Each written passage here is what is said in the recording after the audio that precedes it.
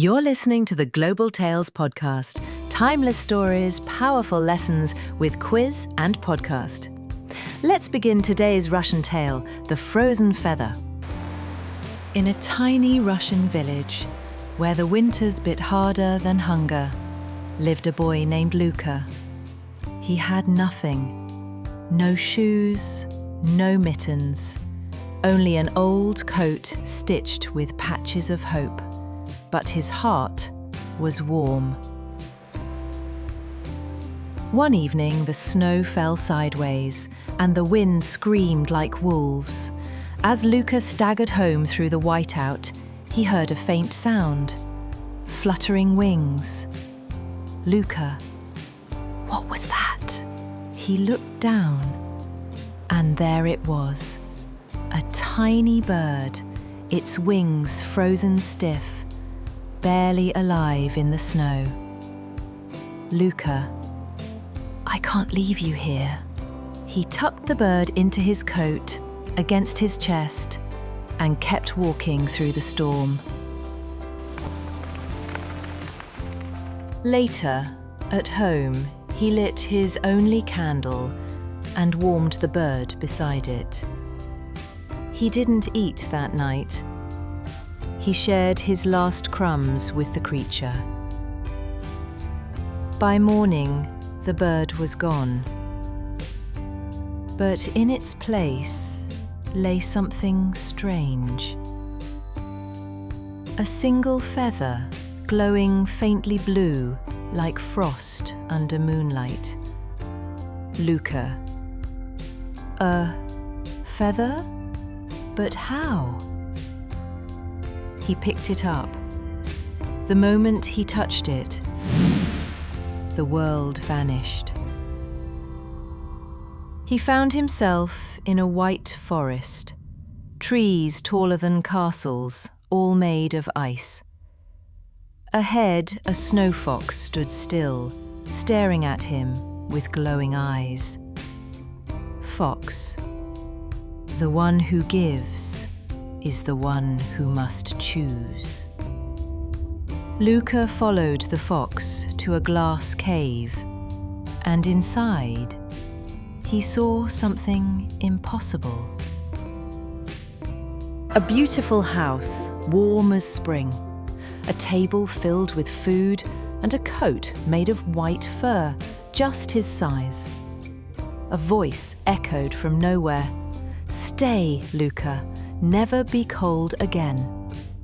Luka reached for the coat, but stopped. I want this, but what if someone else needs it more?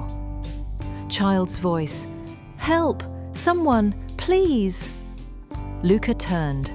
He ran outside the cave, the wind slicing him like knives, and saw a girl, barefoot, shivering under a tree. He removed his coat and wrapped it around her. She looked up, her face familiar. It was the bird, now human. You chose kindness again. The storm vanished. Luka awoke, in his bed, warm, fed, safe. On the windowsill, a single blue feather remained. Luka never saw the bird again.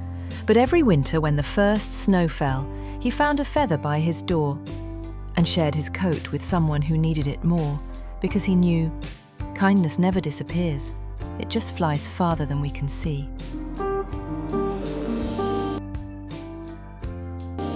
You've just heard The Frozen Feather on Global Tales podcast. Did the snow whisper to your heart? Take the quiz now and see what you remember. Answer key is given at the end of this video. Let's begin with Story Podcast now.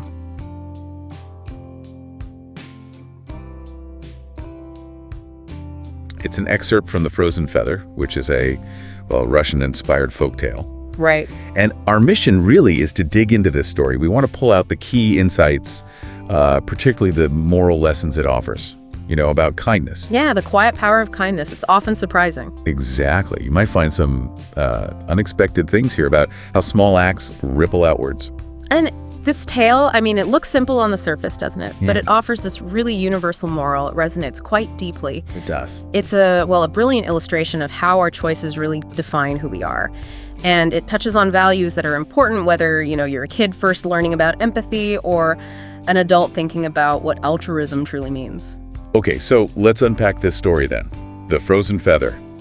Starts with Luca, right? A poor village boy. Caught in a terrible snowstorm.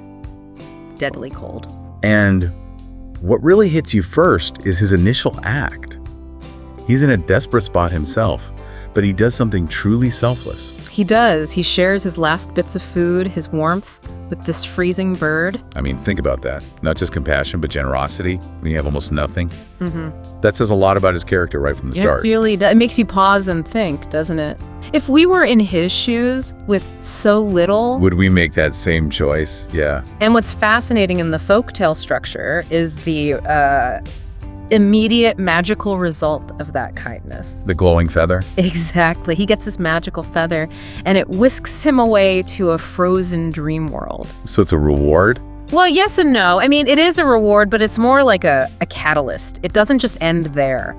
It instantly raises the stakes, It sets up a deeper, much more significant moral challenge for him. It moves beyond just simple charity. Okay, so here's where it gets really interesting, right? This is where the story gives us its deepest insight, I think. In this dream world, Luca faces this pivotal decision. And it's not like a simple good versus evil thing. No, it's more nuanced. It's comfort for himself versus saving someone else who's in need. And that feels like the real test of his character. It goes way beyond that first kind act with the bird. It does. The tale sort of forces us to ask, is kindness just a one-off transaction? Or is it something fundamental that guides you even when there's no obvious immediate reward? That's a great point, because the first act with the bird, it was almost reactive, wasn't it? He saw suffering right there. Right. But the second test in the dream world, that demands a deeper level of commitment. It's one thing to be kind when, boom, you get a magic feather. Yeah. But the real measure is when that very reward presents another chance for selflessness, one that might cost you something personally, even after you've already given. So it's about sustained compassion. Exactly. True generosity often requires that continued compassion, even when it's hard. And that's a lesson I think we start learning young, but honestly, we grapple with it our whole lives. And this whole journey, from the freezing bird to this big choice in a dream world, it paints such a vivid picture. But if we step back from the magic for a second, what's the core truth here? What's it telling us about kindness and destiny? Well, the tale actually tells us quite explicitly. It says, don't ignore kindness, even in the coldest moment, for it may save you later. And it adds that what we give away may one day return in the most magical way. Now, that's not just about getting something back directly, like quid pro quo. Right, it's not just transactional. No, it's about how these selfless acts, especially when you don't expect anything in return, can genuinely change your path, not just materially, but by shaping the person you become. The ripples, they go far beyond that single moment. They build a foundation. So what does this all mean for us listening to this? The story really shows how genuine kindness, given freely, without expectation, it can transform everything. Absolutely. It teaches that timeless lesson about the real intrinsic value of compassion. The impact of our actions can be, unexpectedly huge and transformative. This tale really reminds us that sometimes the quietest acts of kindness, especially when they come during tough times or involve personal sacrifice, they often hold the most power. Real power, almost magical power, as the story suggests, to shape our lives and the lives around us. It can create this kind of virtuous cycle. So reflecting on Luca's journey and this enduring lesson from the Frozen Feather, what stands out most to you? For me, it's that reminder that even the smallest selfless gesture, particularly one made when you yourself are in need, it can genuinely open up whole new worlds, new possibilities. Yeah, not just for the person receiving the kindness, right? Yeah. But maybe even more so for the person giving it. It changes the giver, too. Something to really think about.